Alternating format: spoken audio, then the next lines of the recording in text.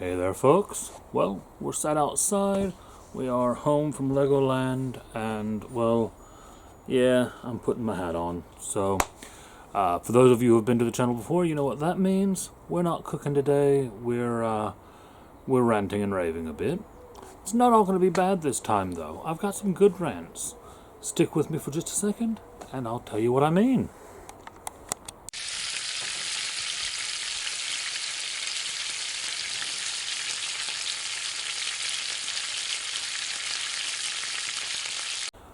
Alright, here we go now. So if you're new to the channel, you'll know when I put my hat on, that means it's time to stop cooking for a bit and let's have some serious talk, alright? Now then, today what I want to talk about is Legoland. For anyone who's been following the shorts or who's been watching Joanne's channel, me and my wife just got back from taking the grandkids on a trip to Legoland. We had a great time overall, but there's some things, both good and bad, that I felt like I needed to talk about. So, that's where we are today. Now, I'm going to start out with the bad stuff. Always start with the bad, finish with the good, that way we can end things on a high. So, the big cons for me, the big downsides. The park layout is very confusing. There are no straight lines anywhere. There are multiple dead ends where you go around a corner and you go into a place and it dead ends off into nothing. But then in other cases, you go into a different area, a different land, and just when you've gotten the impression that, okay, if you go into a land, it's going to dead end, well, then you find out that in order to get to one of the other lands, you have to pass through one of the lands first. So there's no consistency with it either. And on top of that, they've got these signs in the park that point you to the various different lands. And I didn't get a picture of it, unfortunately, but at one point it says Miniland this way, and it's pointing you off in a direction of a fence and a sheer drop. Now, yes, Miniland is in that direction, but you've actually got to go back the other way, down a hill, around, through a different land, and then get to Miniland. I'm sure they don't want people jumping over that fence and down that rock face to get to Miniland, so why have an arrow sat there pointing that way, you know? Now, Joanne said she worked it out. I'm halfway convinced that she was just guessing her way through it, but, well, I won't tell her that if she doesn't watch the video. But yeah, I found the layout to be very confusing and the map to be not very helpful. The map kind of shows the relationship of each land together, but is not great at showing the joins between them or where the paths actually are to get you there.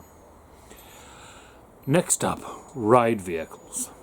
Yes, Legoland is for kids. I know that. The problem is kids have parents and grandparents. And some kids that don't want to ride something on their own need to have a parent or a grandparent ride it with them. So if all of the seats are half the size of a certain grandparent's backside, that makes things awkward. Yeah, the seats in Legoland in every single ride were small, were tiny. With the exception, obviously, of cases where you just have a bench seat for everyone to share, which only happens once or twice. In most cases, you do have an individual seat, even if it is just a couple bars stuck up on a bench to kind of show you where your area is, and all of them were very tight. Yeah, just, you know, be a little bit more generous with that seat space, Legoland. I don't know what else to say about that. Moving on, because I could go on about that for ages, but I won't. Wheelchair access. Now, obviously, Joanne's in a wheelchair, so this is a big one for our family. Although the park is accessible, access in a lot of areas was pretty bad. There were very few rides that Joanne could get on in her chair. I understand, some things are just the way they are and they can't be fixed, but in some instances I think some work could be done to make that better. Paths. There were a lot of bridges or bumpy path areas. Now, if you've ever driven down a bumpy road and you know how uncomfortable that is, imagine doing that all day in a wheelchair, and you'll realize why having a textured raised bridge that someone's got to go up and over in a wheelchair is not a good idea. It's just not. Sort it out. Smooth out those bumps.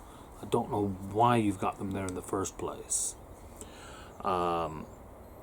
And as well with the ride access, even the rides that were phrased or marked so that Joanne could go on them, there were problems.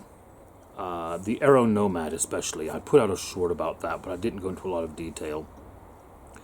The way that thing is set up, it's a Ferris wheel themed like hot air balloons. But the way it opens up, the doors to the ride open into the ride carriage instead of opening out. Now what that does is it narrows the path that you're getting into. And because they don't go flat all the way back, they are sat at an angle. It means that even if your chair fits through the initial door hole, as you go into the ride, it gets narrower and pinches the chair more. We had some serious issues where Joanne's chair nearly got stuck in this ride, and it held up the queue, which of course means that Joanne's then panicking because everyone's staring at her because it's caused a problem. I actually had to come and undo a couple bolts on Joanne's chair and loosen her arm panels in order to get her through that doorway, to get her onto the ride, because she was actually wedged in the door with the ride stopped. So it would be very easy to just re-engineer that hinge so that the doors open outwards, completely out of the way. You solve the issue. It's not the only ride there that's like that, but it's definitely the worst offender for riding from a wheelchair. Sort it out, Legoland. That one's a big one that's gonna end up hurting a wheelchair user someday, and that's not good. Next up, also in the vein of wheelchair access to rides, we had an incident on either the second or the third day where we were trying to get on the train, and frustratingly, we're next up in line, and we get told, sorry, we can't let you on the train, there's no accessible spaces left, you'll have to wait for the next one, can you move aside to let these other people go ahead of you? Now, I understand that will happen sometimes, I get it.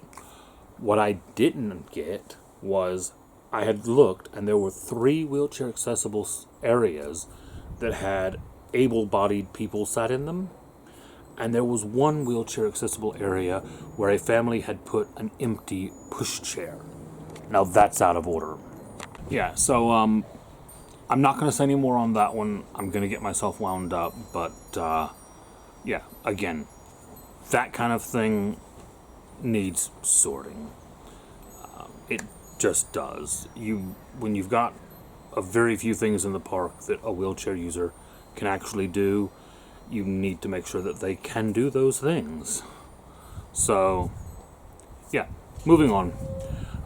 Next up, going to talk about the pool. The pool at the Legoland Hotel. Now, I'm going to have some positives about the pool later on in the next section, but the 2 negatives I have is that they don't advertise very well until you get to the floor the pool is on, that you have to book a time slot for the pool.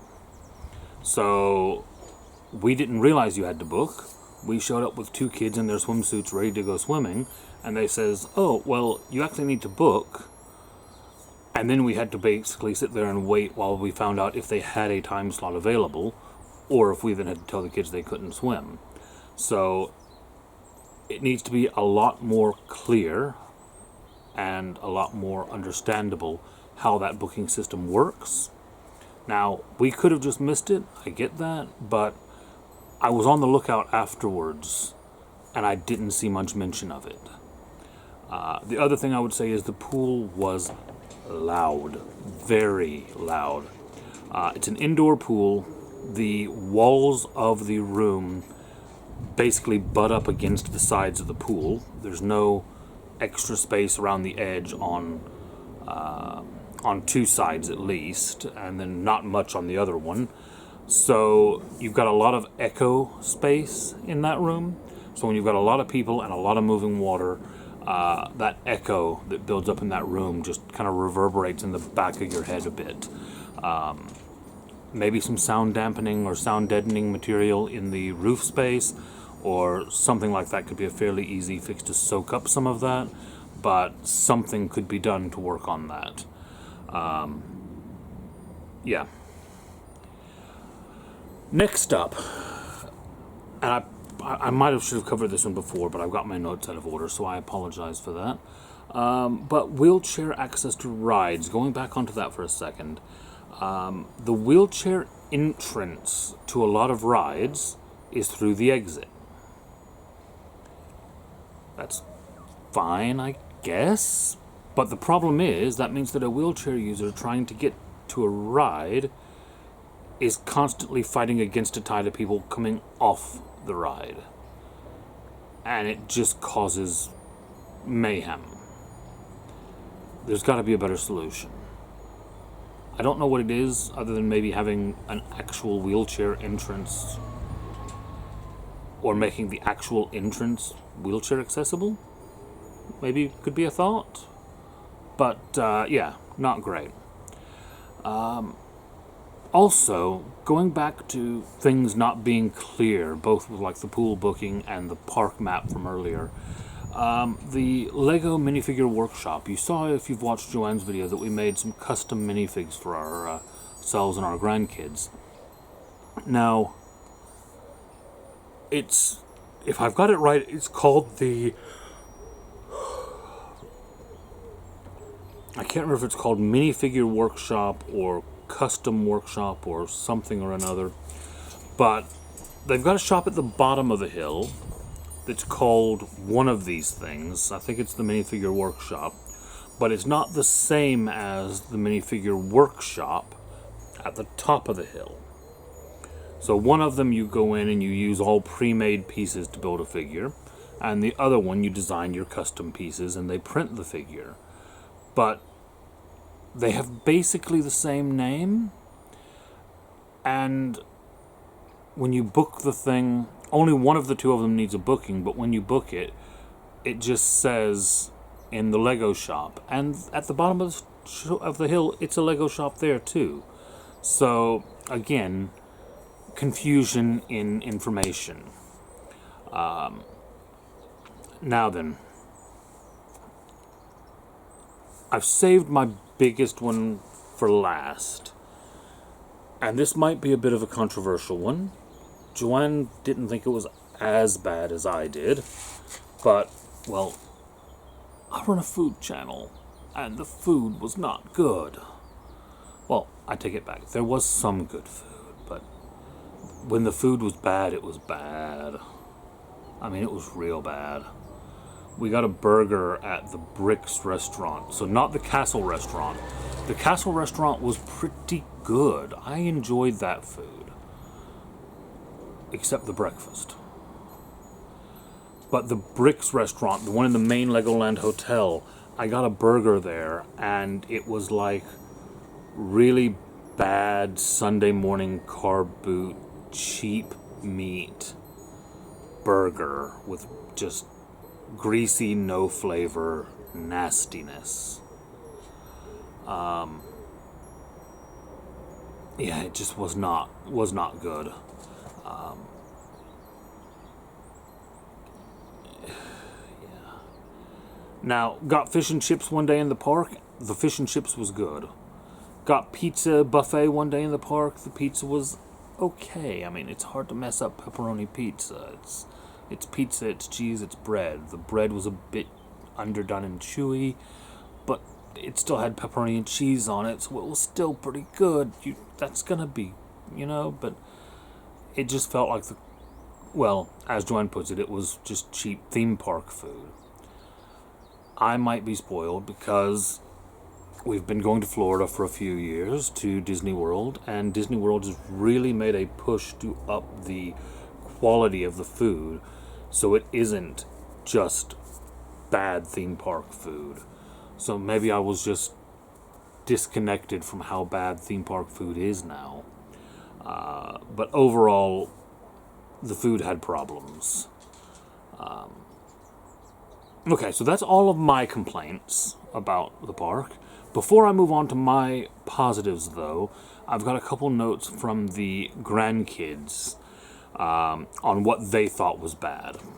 Now, obviously, when you ask a 6-year-old and a 9-year-old what they think is bad, they're going to get different types of answers than what I've come up with. So, what did the kids think was bad? The Haunted House and Aero Nomads. Why did they both say that these two rides were bad? The Haunted House, it scared Dexter, but for all the wrong reasons. It didn't scare him because the ride was scary. It scared him because the lap bar didn't fit down on him and he felt like he was going to fall. And that's because it was a shared lap bar on me and I had to hold on to him. And Annabelle basically said for the same reasoning, it didn't feel safe. That's not good when kids recognize that. That's not good. So that definitely needs fixing. And then Aero Nomads, they were there with their Nana when she got stuck, and they did not like that. So that was a negative. The only other one was Annabelle. Pardon me. It's been a long few days. Annabelle actually said that the castle dinner was one of her downsides. Now, I know I've just said the castle dinner was one of the points the food was good, but in Annabelle's opinion, it was too fancy, it was too confusing for her as a kid. So some of the very things that I thought were probably nice about it, the fact that the food was better than just cheap burgers, was actually the same thing that was a downside for her. So, what do you know with that? All right, next up, let's move into some good things, the pros. One of the big pros was that most of the rides in the park, I'd say, well, actually, I'd almost say every ride in the park, the kids could ride on their own. The threshold for riding most things on your own is 1.3 meters. Dexter was just over that. So basically every ride the kids could go on their own. And we did end up sending them on a lot of rides on their own because after the first haunted house where I went on with them and we had that issue with the lap bar, I realized it was actually going to be safer if I didn't go on the ride with them, which is a really bizarre situation to end up in. But I'm glad that they could go on the rides, so that is a positive. Next up, the staff were amazing. We had a lovely girl that, whenever we were in the brick room, she taught a class on how to make a hovercraft, taught both of the kids how to do that, along with I got to learn it as well. She was really engaging, really involved, really good. And then the gentleman that was running the ride when Joanne had problems getting on Aero Nomad, he was brilliant as well. And we submitted, they call them star cards for each of those two. And if I can look up their names, because I think I do have them, I will put them up here on screen because those two well deserve the praise. They were especially amazing. All of the staff were good, though, with the possible exception of the guy running the train that just didn't really seem to care that there were no wheelchair spaces because able-bodied people were in them. But I won't rant again. 99.9999% of the staff were awesome. The Castle Hotel itself was beautiful. The theming was great. The room was lovely. The scavenger hunt was brilliant for the kids. They enjoyed it. They had a great time with it. Everything about the hotel that we were in was brilliant. Loved it. Would definitely stay there again. It was amazing. The pool. Now, I've given you the negatives about the pool. The positives. The pool was heated, and it was a lovely temperature. I'm going to just go ahead and assume that that was planned by the heating system and had nothing to do with any other alternative heating methods that might have been going on in that water. Yeah. As you have to do with any pool like that. And the depth of the pool. The pool was 1.2 meters all the way through. So it didn't have an ultra deep end. It didn't have an ultra shallow end. And Dexter at 6, his head and neck were above the water all the way through the pool. I knew he could touch the bottom. It was still deep enough that he could swim around a bit, have fun, but it was shallow enough that I could feel safe just sitting in the corner, not having to follow him around every second and worry, and just let them play and have fun. That was awesome about it. And the biggest plus for me, and yes, I know my positives list is shorter than my negatives list, but this one kind of counterbalances everything. The kids had an absolutely amazing time. They loved getting to go on things on their own. They loved getting to go away with Nana and Granddad. They thought the park was amazing. They thought the rides were amazing. They loved it. So if they loved it, I can deal with all the other stuff. You know? Well, maybe not the wheelchair safety issues. Those need fixing. But all the food stuff and all that, that's all minor compared to the fact that they had an amazing time. Now then, I also asked the kids what they thought their biggest positives were. And they actually disagreed on this one, whereas they agreed on the negatives. They disagreed on their favorite parts here.